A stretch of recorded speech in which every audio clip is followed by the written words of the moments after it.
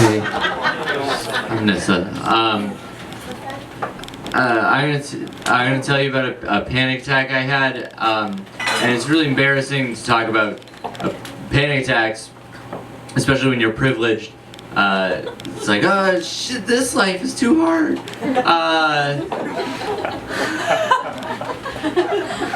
I went to go buy this bike on Craigslist. It was in Queens, and I was living in Brooklyn, and it was like really far Queens. You know, it was like 2 subways and a bus to Queens. Like I was really out there, and then I had to walk like a really far way, and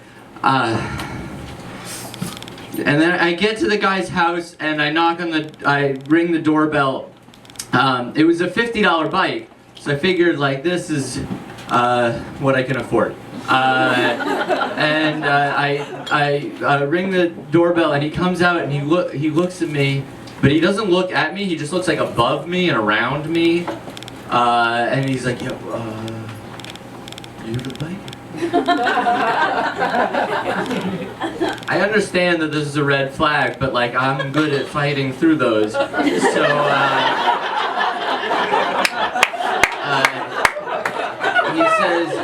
he says it's right around back. I was like, okay, cool. So I get around back and I look at the 25 bikes that he's stolen, and he says, "Which one are you here for?" And I was like, "The girl's cruiser." He says, "Oh, for your girlfriend?" No, I like cruisers, and I don't like the bar at the top. I like when it dips down. It's just easier to get my feet over it. I don't know why I'm explaining this all to like a bike thief, but he just like takes it. He goes, "Oh yeah, take it for a test ride." And I get on, and my knees are really close to my face. He says, you can raise the seat when you get home. And I go, "Oh yeah, thank you." I don't have a wrench at home, and it very obviously involves a wrench, but I figure like maybe I'll gain a little masculinity on the ride home and I'll figure out how to do that. But I get onto the bike and I start to go, and it's just a chicken clunk, chicken clunk, chicken clunk, clunk, chicken. It feels like, you know, like a really broken Jack in the Box that's just never gonna open. And so I'd say, Nisse, just take a ride, take a 1-block ride, and over that time maybe you'll gain the courage to say you don't want this bicycle. And so I bike. I start repeating over and over, just say, I don't want this bicycle.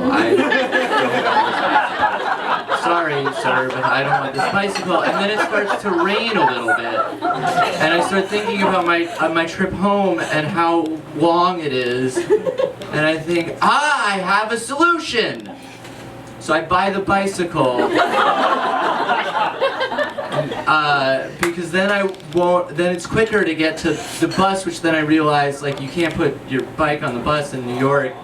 So then I have to bike actually to the subway, and it starts to rain like really intensely, and then I have to cross this highway on the bike, and I'm biking through like a hailstorm in my mind, and I get onto like the sidewalk that's, you know, like way too high, and I'm biking next to these like cars that are zooming by, and I'm biking like pop,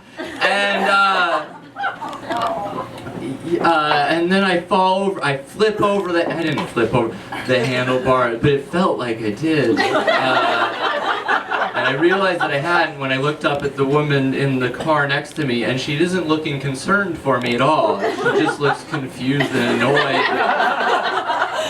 So I walk my bike to the subway, and I take it all the way home to the apartment that I'm crashing in, my girlfriend's apartment at the time, and I realized that like I'm way too embarrassed to bring this bicycle because I don't even have a lock. I didn't think ahead. So I can't bring this bicycle into my girlfriend's apartment and have her roommates judge me every day. So I just leave it outside.